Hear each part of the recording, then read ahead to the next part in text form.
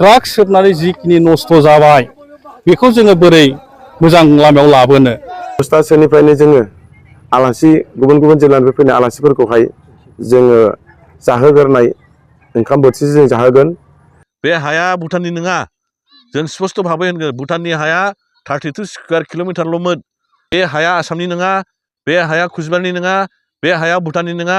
बे हाया सिक्किमनिबो नङा। बे हाया जाबाय नौनोगोर सिखनाझारनि डुवार्स 18 डुवार्सजों इंक्लुडिं जे दुवार ओनसोल नौनोगोर सिखनाझार प्रदेशनि हा। बिराद स्पिडआव खारदों जे हाबा जाखानाय मानसिफ्रा गथ' गथाय गोनां मानसिफ्रा हौवायानो जा हिनजावानो जा गुबुन मानसिफोरजों दिनै जुलि जानाय बेखौ जेरैखि जाया बन्द' खालामथारनांगौ। बिनि थाखाय जोङो दिनै समाजाव आवाज होथारनांगोन हिसाबै दिनै गामि गामि जोङो बेखौ आवाज होनो गोनां दङ हिसाबै जोङो बेखौ दिनै साइकेल हान्जा सुरनायनि गेजेरजों जोङो दिनै बेखौ दिनै बुंलांगोन। आरो बेबो दुखिया सोरबा गोरिब सोरबा माहाजोन बिदि अनेक लादों। बे लानायाथ' बाथ्रा नङा। बे लानायनि जुगिदि गासिबो बे रिटार्न होनांगौ होननानै मानसिखौ आं गासिखौबो अनुरद खालामदों। दा सारमोना फैनानै जोंनो बे रेकर्डखौ होनांगौ जोंनो अनुरद खालामदों हायथारनांगौ अनुरद खालामदों जोङो। हायजोबनानै जोङो बे उनावबो जुदि हायाबा हाया होनना बुङो, हागोनबा हागोन होनना बुङो, खिन्थु जोंनि जिखौ लिरनांगोन। बे गासिबो नांगौ जाबाय। बे बाथ्रा गासिबो बुं। दे आंल' नङा गासिबो बुंनांगौ बे बाथ्राखौ। आं मिडियानि गेजेरजों बेखौनो बुंनो सानदों, जेनेबा आम्बागाव खेल जाना थांबाय, जेबो कमप्लेन गैयाजासे इमान सुन्दरगुरि खेल जाना थांबाय। जोंनि रायजोआबो बेखौनो लुबैदोंमोन। दिनै बे मोनसे जायगा बिसोरो मन्दिरनि नामाव होनानै दिनै बदनाम बिदि खालामबाय। जों बेखौ जोङो रियेल खेलबाबो जों मानिना लागोन। जुदि रियेल खेल होनो हायाबा जोंनो मानसिखौ नांगौ, जों रायजोआ बेखौ जोङो मा खालामगोन। आरो बिसोरनि मन्दिरनि नामाव जुन मन्दिरखौ बिसोरो बदनाम खालामदों, जों बे मन्दिरखौ जोङो सुइस खालामगोन। अक्ट'बरनि 15 तारिखआव नोंगौ चिरां जिल्लायावहाय माखासे XNDB वेलफेयार एस'सिएशन दाना लादों। नाथाय नोंगौ नों सोंनाय बादिनो जोंहा मोनसे एनइटि फराम XNDBआ दिनै जेबायदि खामानि मावनो आवगायदों आरो जेबायदि खामानि मावबाय थादों, बे बेलायाव दिनै नों सोंनाय बादिनो दिनै जितु मोनसे आफाद दाबाय, बे XNDB वेलफेयार एस'सिएशननि दानायनि सायाव जों एनइटि फराम XNDBआ जोंहा जेबो बुंनांगौ जेबो बाथ्रा गैया आरो बिनि सायाव जोंहा जेबो एन्सार होनांगौ होननानै जों साननानै बुंनांगौ बाथ्रा जोंहा जेबो गैया। दा बिथांमोना मानि थाखाय दादों, बिथांमोना मा मावलांगोन, बे बिथांमोननिसो पार्टिनिसो खोथा आरो एस'सिएशनसो बाथ्रा जासिगोन। बेनिखायनो बिनि सायाव जोंहा जेबो बुंनांगौ जेबो बाथ्रा गैया। 21 अक्ट'बराव जे एनइटि फराम XNDBनि मोनसे नैथि फाउन्डेसन डे अबजारभेसन हाबाफारि लानाय जादों। दा बे हाबाफारियाव दिनै जों एनइटि फराम XNDBनिफ्राय बे फाउन्डेसनखौ बारहोहरनो थाखाय माखासे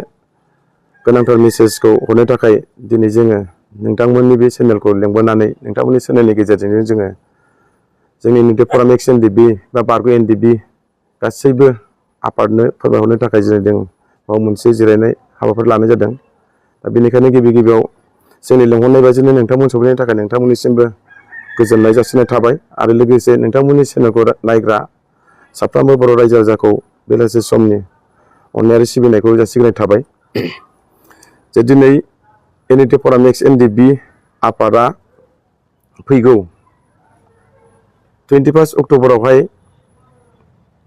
नैथि फाउन्डेसन डे अबजारभेसन अफ एनइटि फराम XNDBनि मोनसे हाबाफारि लानाय जादों। दा बे हाबाफारिखौ लानायावहाय जोङो जोंनि एनइटि फरामनि जेसेबांनाखि सेन्ट्रेलनि दैदेनगिरि आरो जिल्लानि दैदेनगिरि आरो साब डिभिजननि दैदेनगिरि आरो बिटिआरनि बाहेरायाव थानाय अल आसामाव जेसेबांनाखि धेमाजिनिफ्राय आरम्भ खालामनानै आप टु संकससिम गुवाहाटि कमप्लिमेन्टारि इउनिभारसिटिनिफ्राय लानानै जेसेबांनाखि एनइटि फराम XNDB जिल्लानि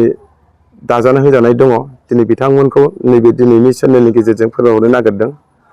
जे नैबे जोंनि एनइटि फराम XNDBनि फाउन्डेसन सानावहाय गाजा गोमजायै नुजाफैनो थाखाय जों दिनैहाय खावलायनाय जादों। दा बे जों एनइटि फराम XNDBनि जिहेतु मोनसे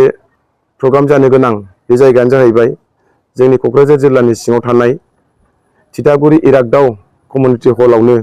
दिनै बे हाबाफारिखौ जोङो लानाय जादों। दा 21 अक्ट'बर खालि फुंनि 8टानिफ्राय जोंहा मोनसे फ्लेग हस्टिं दङ आरो लोगोसे जोंहा मार्टियार्सफोरनो बिबारजों मान बावगोन आरो बिनि उनावहाय जोंहा 10थासोनिफ्रायनो जोङो आलासि गुबुन गुबुन जिल्लानिफ्राय फैनाय आलासिफोरखौहाय जोङो जाहोग्रोनाय ओंखाम बोथिसे जों जाहोगोन बेनिफ्राय जोङो मा होनो अपेन सेसन हिसाबै जोङो 12 बाजिनिफ्राय जों लानाय जादों बेनिखायनो बे अपेन सेसन जायैनि सिगांनो जाहाथे जोंनि इउनिटि फराम एक्स एनडिपि नि मोनफ्रोमबो जिल्लानि सिङाव थानाय जिल्लानि दैदेन आफादगिरि नेहाथारिफ्रा फुं समावनो नुजाफैनो थाखाय जों इउनिटि फराम एक्स एनडिपि नि जानानै बा इउनिटि फराम एक्स एनडिपि नि बे फाउन्डेसनखौ बारहोहरनो थाखाय जोंखौ मोनसे आरसि कमिटि दाना होनाय हिसाबै आरसि कमिटिनिफ्राय जों दिनैहाय खावलायहरनाय जादों दा बे जोनोम सानावहाय जोङो जोंनि 2 बोसोर जे जाना थांनाय बे 2 बोसोर जाना थांनायनि गेजेराव इउनिटि फराम एक्स एनडिपिआ आसाम सरकारजों आरो भारत सरकारजों आरो लकेल रिजनेल गभर्नमेन्ट बिटिआर सरकारजों जोङो माबायदि सावरायबोनानै जों माबायदि रिजाल्ट मोनखो माबायदि जोङो मावबोनो हाखो बेफोरनि गासैबो थैथ'फोरखौहाय बे जोनोम सानावनो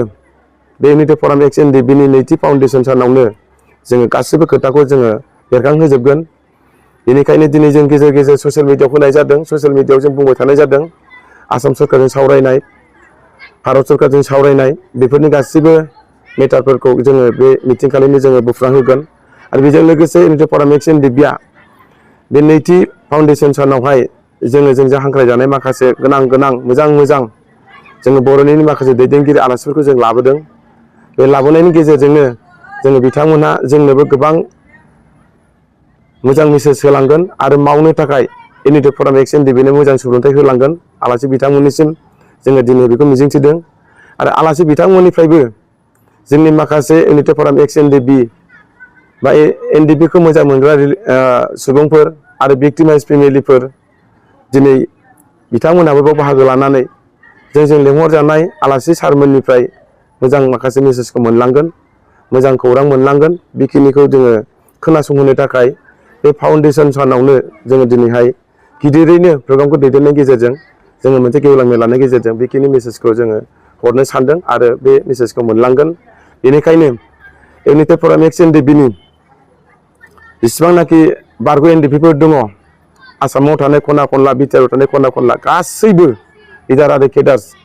बयबो बाव बाहागो लाफैनो थाखाय इउनिटि फराम एक्स एनडिपि नि जानानै आरसि कमिटिनि जानानै बेवहाय जोङो कनभेनर बिथां बिनायसा दङ आरो कनभेनर जा बिथां मोनाबिलि फंबाय दङ आरो आं चिफ कनभेनर हिसाबै जोङो दिनै बाव जयैनो दिनै बाव मोनसे प्रेस मिट लानायनि गेजेरजों जोङो बारग' एनडिपिफोरखौहाय जोंनि समस्याखौ मावलांनायाव जों बयबो सहाय मदद होलायनांगौनि थाखाय जों दिनै नैबे चेनेलनि गेजेरजों खावलायदों जाहाथे नोंथांमोना बाव बाहागो लाफैगोन बेखौ जों मिजिंथिबाय आरो बेखिनिखौनो दिनै जोङो बेवहाय प्रेस मिट लानानै फोरमायहरनो होननानै दिनै जोङो थांखि लानाय जादों दा बेनिखायनो जाहाथे जोंनि नैबे फाउन्डेसन सानावहाय बा इउनिटि फराम एक्स एनडिपि नि नैथि फाउन्डेसननि खुंनो लानायावहाय जोंनि इउनिटि फरामनि जाहाथे थांखि बिथांखिखौ जाहाथे गुबुन मोनसे आदारवाइज जाहाथे जेबो भुल बुजिया दा जाहाथे बयबो बेवहाय फैनानै खोनासंफैयोब्ला मोनथिलाङोब्ला इउनिटि फराम एक्स एनडिपिआ मा मावनो लादों आरो माबायदि मावदों आरो दिनै माबायदि आवगायखो बेफोरखौ दिनै जाय गोनो गोथो बाव बाहागो लाफैबाय बिथांमोना ओइदिनखालि स्पस्ट जालांगोन ओइदिनखालि क्लियार जालांगोन ओइदिनखालिनिफ्रायनो बयबो गोनो गोथो थानाय जोंनि एक्स एनडिपि नि मानसिफ्रा जथेस्थ' जोंखौ मदद होगोन आरो सापर्ट खालामगोन आरो इयुनाव जों ज' थांनानै जोंनि फाउन्डार मानगोनां प्रेसिडेन्ट रन्जन दैमारि सासे सिगनेटरि हिसाबै सारमोननि सिन्था धारनाखौ जाहाथे ओइदिनखालिनो गासैबो खोथाफोरा क्लियार जालांगोन आरो 56 सेन्ट्रेल जेलाव थानाय बिथांमोननि सोमोन्दै जों दिनै मा मावलांखो बेफोरनि बिखयैबो सोरबा गोनो गोथो जानायफ्रा बेयाव फैयोब्लानो मोनथिलांगोन स्पस्ट जालांगोन बेखौ मोनथिनो थाखाय फैनो हागोन आरो दिनै जों सम आसाम सरकारनि मानगोनां दानि बिजेपि सरकारनि मानगोनां डक्टर हेमन्त बिश्व शर्मा सारा जोंनो मासाव जों खेबनै गाहाम सावरायनायनि गेजेरजों जों माबायदि आपडेट लाबोनो हादों आरो जोंनो मा एसुरेन्स होदों बेफोरबायदि बाथ्राखौ कमप्लिटलि ओइदिनखालिनि बे नैथि फाउन्डेसन सानावनो जोङो गेवलां मेलावनो जों बेफोरखौ गासिबो शेयार खालामनो हागोन बेनिखायनो बेफोरखौहाय मोनथिनो थाखाय बयबो जाहाथे फैयो बाहागो लाफैयो खावलायबाय सोरबाया सम मबाइलजों सोंहरो सोरबाया सम बिदिनो SMS लायना हरो जे माबायदि आवगायदों माबायदि मदद खालामदों सरकारा बेफोरखौ गासिबो मबाइलजों रायज्लायजोबनो हाया बेफोरखौ गासिबो मा होनो मेसेजनि गेजेरजों लिरजोबनो हाया ओंखायनो ओइदिनखालि जोङो नैबे नैथि इउनिटि फराम एक्स एन डि बिनि फाउन्डेसन समावनो जोङो गासैबो स्पष्ट खालामना होगोन जों बेखिनिखौ स्पष्ट खालामहरबाय आरो बे मेसेजखौ जों दैथायहरनाय जाबाय आरो दिनै बे हान्जा सुरनायनि गेजेरजों जोंनि समाजाव जे गाज्रि बेरेखा जाय माने जोंनि समाजाव दिनै फुजा मेला दिनै जोङो बेखौ दिनै क'क्राझार जिल्ला एबसु हिसाबै जोङो फुजानि होनांगौ थाखाय दिनै गासै जोंनि रायजो राजाफोरखौ जोङो खावलायगोन बयबो सिबिनांगौ नाथाय फुजा होनायनि नामाव साननै सानथाम बा बिनि बांसिन जे दिनै 10-12 दिनसो दिनै फुजानि नामाव मेला होनाय बैफोरखौ सांग्रांथि लाबोनांगौ गोनां दङ बे गासै हाबाफारिखौ लादों जोङो दिनै जोंनि जुदि फुजानि नामाव जुदि 10-12 दिनसो फुजा होनो गोनां जायोबा जोंनि लाइमोनफ्रा फरायनाय समाव जुदि बेवहाय फुजानि नामाव जुदि मेलायाव जुदि गफबनानै थानो गोनां जायोब्ला जोंनि फरायनाय आरो रांखावरिनि जेनिखि हालोद बेयो गोबां गाज्रि जागोन खारन जोंनि गासै जोंनि समाजाव बांसिनानो दिनै आबाद मावनानै जोंनि लाइमोनफोरखौ स्कुलाव फोरोंनाय लेखा फोरोंनाय जोङो बेखौ मिथिगौ दा जुदि जोंनि फरायसाफोरजों लोगोसे जोंनि दिथागिरिफ्राबो जुदि जोंनि नैबे 10-15 दिनसो मेला जानायखौ जुदि जोङो सापर्ट खालामोबा जोंनि समाजनि थासारिया बबे लामाजों थांगोन दा बेनिखायनो दिनै दुलाराय बर' फरायसा आफाद हिसाबै क'क्राझार जिल्ला हिसाबै फुजानि नामाव मेला साननै सानथाम जानायाव जोंहा बेयाव जेबो बुंनो गोनां गैया जायो आरो बेजों जों जेखौ समाजाव जोङो गनाया जि माने जुवा जानाय बेखौ जोङो दिनै दुलाराय बर' फरायसा आफाद हिसाबै जों मालाबाबो गनायनानै लानो हाया दा बेखायनो माब्लाबा जोंनि दुलाराय बर' फरायसा आफादनि बिबानगिरिफोरनि गेजेराव गोबां बेबायदिनो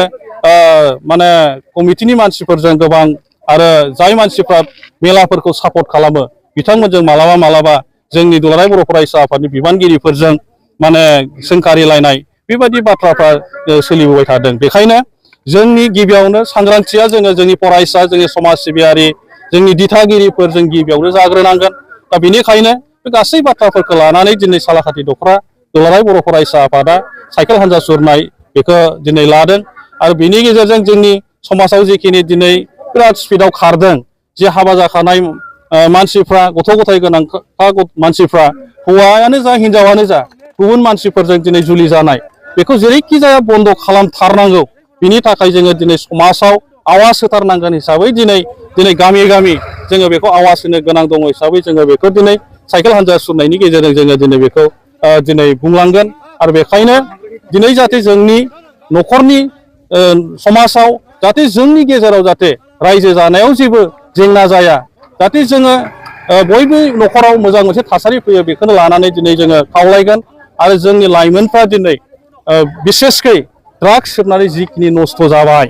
बेखौ जोङो बोरै मोजां लामायाव लाबोनो दा दिनै गोबां जोंनि फरायसा क्लास 8, 9, 10आव फरायनाय फरायसाफ्रानो ड्राग्स जानानै दिनै नस्थ' जाबाय दा बेखौ जोङो जुदि मोजां खालामनांगौ जायोबा बेखौ गुबुन जायगानिफ्राय फैनानै बेखौ मोजां खालामफैनाय नङा बेनिखायनो जोङो फरायसा आफाद एबा जोंनि समाज सिबियारिफ्रानो बेखौ थिग खालामनांगोन जाय न'खराव दिनै माने ड्राग्सजों दिनै बुंफबनानै दङ जाय गथ'फ्रा दिनै बेखौ सेबन खालामो दिनै समाजाव बा न'खराव जेनोखि माने थासारिया जाबाय दा बै बिथांमोना बेखौ बाथ्राफोरखौ मिथियो दा बेखायनो दिनै जोङो समाजाव जोंनि सांग्रां लाबोनांगौनि थाखाय फारफ्रोमबो बिथिङाव थिग खालामनांगौनि थाखाय दिनै दुलाराय बर' फरायसा आफादनि थांखि बायदि सालाकाथि दख'रा दुलाराय बर' फरायसा आफादा बे हाबाफारिखौ माने खुंफुंदों गोजोन्थों दिनै जोङो बे बिजुलिपारा गामियाव कअर्डिनेसन कमिटि दुवार ओनसोल नौनोगोर सिखनाझार प्रदेश डिमान्ड कमिटिनिफ्राय जोङो मोनसे सावराय मेल रायजो राजाफोरजों बेहाय जुथुमदों दा जोङो गुवारैनो सावरायबाय जे जोङो जोंनि गोमानाय हाखौ दुवार ओनसोल नौनोगोर सिखनाझारनि जे हा जोंहा जे राजा बा रानि जायफोर दङमोन होननानै जारिमिनाव गोदोनिफ्राय जों खोनाबोबाय थानायमोन दा बियो स्राङाव फैबाय जे जोंनावहाय दिनैनि दिनाव राजाबो दं रानिबो दं जोंनि हाबो दं लोगोसे जोंनि जे बे हाया 200-250 बोसोरनिफ्राय जे मोनसे जोङो खुंथाइनिफ्राय जोङो गोजानाव थानांदोंमोन दा बेफोरखौ गासैखौ लानानै जोङो फारि फारि बिजिर जोङो सावरायलायबाय आरो बेहायनि रायजो राजाफ्रा मोजाङैनो बुजिबाय रेसपन्स होदों आरो धन्यबाद होबाय बे गामि ओनसोलनि रायजो राजाफोरखौ बाथ्राया जाहैबाय जोङो जे फैगौ समफ्राव जे जोङो भारत बा महामान्य जे सुप्रिम कर्ट भारतनि जोङो बेहाय जोंनि गोमानाय हाखौ लानानै जे ट्रिटिफोर दङ दुवार्स वारनिफ्राय लानानै सिनसुला ट्रिटि पुनाखा ट्रिटि आरो लोगोसे जोंनावहाय दिनैहाय जारिमिनबो दङ नौनोगोर सिखनाझारनि दा बेफोरखौ लानानै जोङो स्पस्ट' जे जोंनि गोमानाय हाखौ बा जोंनि अधिकारखौ जोङो निस्सय मोनफिनगोन होननानै जोङो फैगौ समाव सुप्रिम कर्टआव मोनसे केस फाइल खालामनो नागिरदों बा सुप्रिम कर्टनिसिम थांनो नागिरदों आरो जोङो फोथायनाय दं जे सुप्रिम कर्टआ बे जोंनि गोमानाय हा बा जोंनि जे रायजो बा राजानि जे अधिकार बा बे हालामखौ लानानै जोंनि जे खुंथाय दंमोन दा भारत सरकारनि सिङावनो भारतनि संबिधाननि सिङावनो जेन' जोंनो थाबैनो बे एलेखाखौ लानानै 18 दुवार्स इंक्लुडिं सौदिया फ्रन्टियार ट्रेकसिम तिस्तानिफ्राय लानानै सौदियासिम बे 18 दुवार्सखौ लाफानानै जे नौनोगोर सिखनाझारनि जे खुंथाय बे खुंथायखौ जोङो भारतनि संबिधाननि सिङावनो मोनसे आलादायै मोनसे न'खर रायजो बा रायजो सेपारेट स्टेट जेन' भारत सरकारा थाबैनो दानानै होयो बिनि जुनै जोङो हा हुनि खोथाखाय जोङो गासै ट्रिटिफोरखौबो लाजोब्बाय लानानै जोंनाव दिनैहाय गासिबो जोंनाव डकुमेन्टेसना दंजोबो थ' लोगोसे जोङो होनदों नोंथांमोना बे ट्रिटिफोरखौ फरायला बुजिगोन जे बे हाया जेब्लानाखि भारत स्वाधीन जाखांनायनि उनाव 1949आव इन्स्ट्रुमेन्ट अफ एक्सेसन जेब्ला जायो बे हाखौ मानो आसामा सोनो हादिया बे 18 दुवार्स बा सौदिया फ्रन्टियार ट्रेकसिम बा नोङो कुचबिहार महाराजाबो 28 आगस्ट 1949 मार्जारजों बे 18 दुवार्स आरो नौनोगोर सिखनाझारखौ मानो सोनो हादिया बा नोङो बे हाखौ भुटाना फ्रेन्डशिप ट्रिटिनि नामैसो दिनैनि दिनावहाय बे हाखौहाय भारतजों सोनानै दोननानै दङ दा लोगोसे जों बे स्पस्ट' जाबाय जे बे हाया भुटाननिबो नङा सिक्किमनिबो नङा भारतनिबो नङामोन आसामनिबो नङामोन कुचबिहारनिबो नङामोन दा ओंखायनो बे मथा मथि 50,000 स्कुवार किल'मिटार जे बे हालाम बे हालामनि गासै तथ्य आरो जारिमिना दिनै जोंनि सिगाङाव दा बेफोरखौ लानानै जोङो फैगौ समाव सुप्रिम कर्टआव मोनसे पिटिसन हैगोन आरो बिनि जुनैनो गासै रायजो राजाफोरखौ जोंनो दरखार आरो बिसोरनि सहाय सहिदाखौ जोंनो दरखार दा बेफोरखौ लानानै जोङो परिबर्ति टाइमाव गामि गामि ओनसोल ओनसोल टाउन टाउन गोरों गोरा इन्टेलेक्सुवेलफोरजोंबो जोङो सावरायगोन बा गिदिंगासिनो दङ जोङो दा निस्सय जोंनि बर' हारि बा जोंनि जे जाथि हारिनि जे गोलाव समनिफ्राय मोनसे डिमान्ड आलादा न'खर रायजो बा सेपारेट स्टेट बेखौ जोङो स्पस्ट' खालामो जों फैगौ समफ्राव जोङो थाबैनो आलादा रायजो बा नौनोगोर सिखनाझार दुवारान्चल हालाम बे रायजोखौ जों मोनफिननो थांगासिनो दं बेनो जाहैबाय जोंनि नौनोगोर सिखनाझारनि जारिमिनारि आरो बे जाहैबाय नोंथांमोना जेब्लानाखि जे सालास्ताम्बा राजाया म्लेसा डाइनेस्टि गायसनखाङो बा बिनि प्रफेसरखौ लानानै राजधानि खालामनानै जेब्लानाखि 21 जन राजाफ्रा खुंखाङो थारमाने दानासुर बानासुर बान राजा मोनथैखांनायनि उनाव बे म्लेसा डाइनेस्टिखौ सालास्ताम्बा राजा गायसनखांनायनि उनाव खुंथाय खुंखांनायनि उनाव जेब्लानाखि 10th सेन्सुरिसिम बिथांमोना खुङो 7th सेन्सुरिनिफ्राय दा बे डाइनेस्टि बायफुरखांनायनि उनाव जेब्ला मुगलफ्रा बे डाइनेस्टिखौ गाग्लोबो बिनि उनाव बुरलुंबुथुरनि साहा 1191 निफ्राय बे 12 चिफटेन्स अफ मे चिफडम्सनि जे जायफोर माने चिफटेन्सफोर दंमोन थारमाने बे बुरलुंबुथुरनि साहा बे लेखाखौ नाहि आहम नाहि नोङो कुचबिहारि कच बे लेखाखौ रावबो खुङामोन बाव गोदोनिफ्रायनो चिफटेन्सफोरनि राज सोलियोमोन दा बे चिफटेन्सफ्रानो नोंथांमोना मिथिगौ बे 18 दुवार्सखौ लानानै 12 चिफटेन्स अफ कनफेडारेसन अफ मे चिफडम्स होनो थारमाने 12 जन बिरगोन बे लेखाखौ अराय टाइम खुंबोबाय थायोमोन आरोबाव खुनु मुगलनि प्रभाब गैया आरो बे लेखायाव खुनु आहमनि प्रभाब गैयामोन जेब्लानाखि माबा मोनसे घटना जायो बिसोर 12 जन मिलायनानै बिदा फंबायनि फिसा बिसोर गासैखौबो होखारहरोमोन थारमाने बे लेखा स्वाधीन भाबैनो जोंनि 12 जन चिफटेन्सफ्रा बे लेखाखौ खुंबोयोमोन दा बिनिफ्रायनो फैयै फैयै फैयै जेब्ला इंराजि मायथाइनि 1991 नौनोगोर सिखनाझारखौ लानानै बे 12 चिफटेन्सनिफ्रायनो जे नौनोगोर माने जायगा आरो बे मोनसे थावनि आरो लोगोसे जाहैबाय सिखनाझार होननाया मोनसे जायगानि मुं दा बे 1191आव अख्रांफा मुराद बिथाङा बे नौनोगोर डाइनेस्टिखौ गायसनो मुराद माने गोदो बर'आव मुराद होनामोन राजा होनामोन मुराद अख्रांफा माने राजांखा राजा महाराजाखौ होनो अख्रांफा दा बुंनो थाङोब्ला 850 बोसोर मिनिमाम बिनि सिगां नौनोगोर सिखनाझाराव जोंहा डायनेस्टि दंमोन राजा दंमोन रानि दंमोन दा बियो बिथांमोननि मोनसे क्रन'ल'जि बा बंसाबुलि फैयै फैयै फैयै फैयै फैनानै जोंनि नौनोगोरा सिखनाझार नौनोगोरा 1700 ख्रीष्टाब्दआव बायफ्रुयो थारमाने 1774 आव बि बिदांस्रिया जेब्ला ब्रिटिशफ्राबो ओरै दावबोयो इस्ट इन्डिया कम्पानिया दा बे समाव जे ब्रिटिश फर्सजों आरो बि बिदांस्रि मानि फर्सजों जेब्ला संकस दैयावहाय जुद्ध जायो 1773 नि उनाव दा बे समावहाय बि बिदांस्रिया मोनसे ट्रिटि होनाङो ट्रिटि माने सुक्ति होनाङो बे सुक्तिनि कन्डिसनानो जाहैबाय जे गतै नौनोगोरनि सायाव मोनसे टेक्स बहायो 1,90 लाख नोंथांमोनाबो फरायला मिन्थिनो हागोन बै समनि लोगोसे जाहैबाय जम दैनो मोना जुद्धआव जेननायखाय जे नौनोगोरबासिया आरो हाथियार दैनो मोनला जम माने हाथियार लोगोसे फिसा बंस गैयैखाय सांग्रेमा होनानै फिसा हिनजावखाय डक्ट्रिन अफ लेप्सनि तहत सत्य बिलुप्तिनि आयेनजों गतै नौनोगोरखौ सेना लानायनि मोनसे षड़यन्त्र ब्रिटिशफ्रा खालामो दा बेनो जाहैबाय जोंनि नौनोगोरनि बायफ्रुजेननाय डायनेस्टिया बेनि उनाव ब्रिटिशफ्रा 17 सेन्चुरिनि उनाव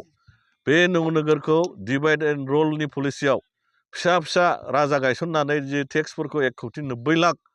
जे गायसननानै होजानाय बा बहायनानै होजानाय नौनोगोरनि सायाव बेखौ मोननो जुनै ब्रिटिशफ्रा फिसा फिसा बिजनी राजा सिलिज्ला राजा अभयापुरी राजा गौरीपुर राजा बेबादि खालामनायसै दा बे रोखोमै नौनोगोरखौ हामेशानि जुनै सिफायजोबनो बा नोङो डायनेस्टिखौ फोजोबनायनि मोनसे षड़यन्त्रजों जेन' बे लेखानि सासनखौ ब्रिटिशफ्रा अराय टाइम मोनबाय थायो बे रोखोमै जोंखौ षड़यन्त्र खालामनानै बै टाइमाव जे जोंनि मुराद अख्रांफा गायसननाय जे नौनोगोर सिखनाझार बे हादोरखौ सेनानै लायो आरो परबर्ती समायाव सिखना जोहोलावनि जे बंस बा नोङो बिदांस्रिनि जे बंस बियो फैयै फैयै फैयै फैनानै दिनैहाय जोंनि मोगथाङाव रानि राजकुमारी दैमारिया दिनै बिनि लेगेसिया दङ लोगोसे जाहैबाय जोंनावहाय आरोबाव गोबांथार माने लेगेसिफोर दङ जेखौ जोङो परबर्ती समाव सुप्रिम कर्टआव जों प्रडिउस खालामहैगोन दा बिथांनि बंस फिरि फिरि 12 फिरिनि उनाव जे श्रीमा बा बि बिदांस्रिनि फिसौ